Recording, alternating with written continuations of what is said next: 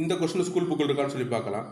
வேறுபட்ட தனித்துவமிக்க மொழி மற்றும் கலாச்சாரத்தை உடைய மக்களின் பாதுகாப்பதில் தொடர்புடைய இந்திய அரசியலமைப்பின் பிரிவு எதுன்னு கேட்டிருக்காங்க. பிரிவு 29(1) தான் இதை குறிப்பிடக்கூடியது.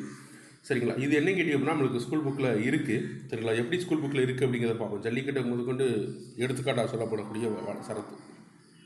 11th பொலிட்டிக்கல் சயின்ஸ் புக்கில் நம் நாட்டில் உள்ள ஒவ்வொரு சமுதாயத்தினரும் வாழ்வதற்கான உரிமை, சுதந்திரத்துக்கான உரிமை, தங்கள் பண்பாட்டையும் மரபையும் காப்பதற்கான உரிமை ஆகியவை உண்டு.